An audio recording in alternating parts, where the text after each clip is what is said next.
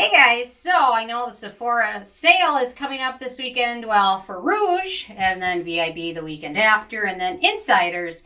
So I thought I would do the Sephora new launched skincare collection, which I've got all of the basics that originally came out. They've also introduced a couple masks, peel pads, and then a vitamin C serum. Definitely picking up that vitamin C serum soon. But I thought I'd review these, and then once I get the other products, probably review those. But anyway, so I'm just going to start with the cleanser in the big bottle. And mind you, these are all pretty affordable. They all have one common downfall, but they're all affordable. So if you're on a budget, some of these are more affordable than some of the products you can get in Walmart. So keep that in mind. The cleanser does a good job for the most part. It's a little drying, I found. It produces a decent lather. I think the whole bottle is, maybe $16 or so. But I found it to be drying, and looking at the reviews online, a lot of other people found it to be super drying as well. So I have a feeling this is more geared towards those with oilier skin. It does a decent job removing makeup for the most part, but stubborn mascara and eye makeup, you're probably going to want to use a separate eye makeup remover for that. But it does a decent job. It does contain some fragrance. Otherwise, it does have a short ingredient list. And again, fragrance isn't a huge issue in a product like this because you're going to rinse it off anyway. But if you do have very sensitive skin, it still could be an issue. So overall, it's okay. I didn't find that it matched my favorite cleansers. But in terms of other cleansers that are okay for me, it's definitely one of those. So not super exciting, but again, it's affordable. And if you're into Sephora brand of products, this might be one to check out. But just, I recommend doing a patch test because a lot of people commented on how drying it was, and some of them had some itchy reactions to it. So always do a patch test if you can. So definitely check out the ingredient list first. But if you have more oily skin, this might be a decent option for you.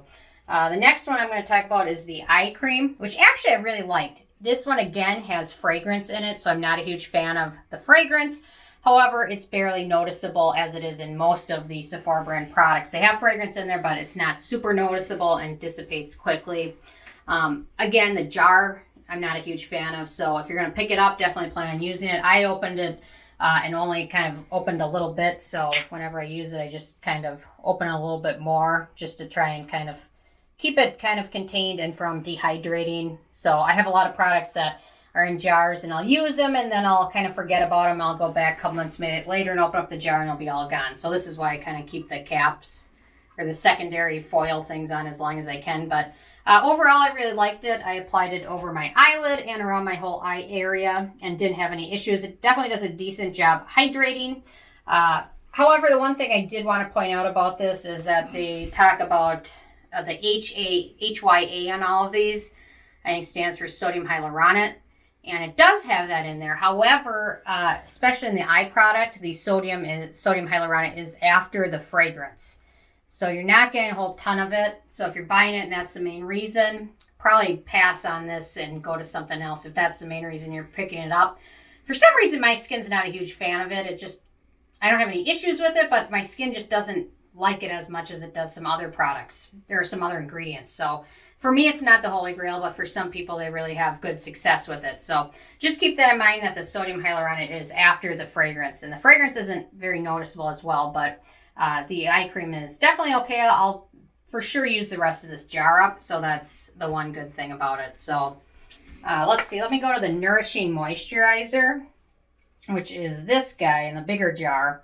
And this one is actually better for those with drier skin. It is the most hydrating of everything in this line, I found. So if you have oily skin, you might want to just use this one in the evening.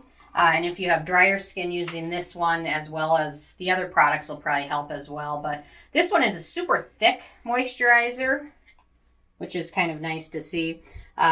So it smooths over skin nicely. It takes a little bit of time to fully absorb, which is why this is probably a better night moisturizer, especially if you have oilier skin. But if you have drier skin, this one is good.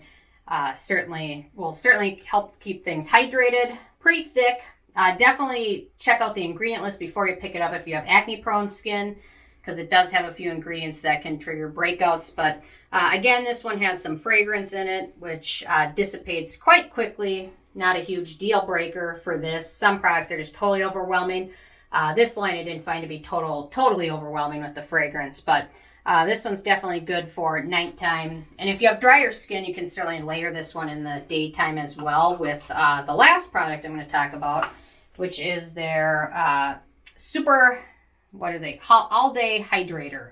So this one's a decent hydrator. It's thinner in texture to it.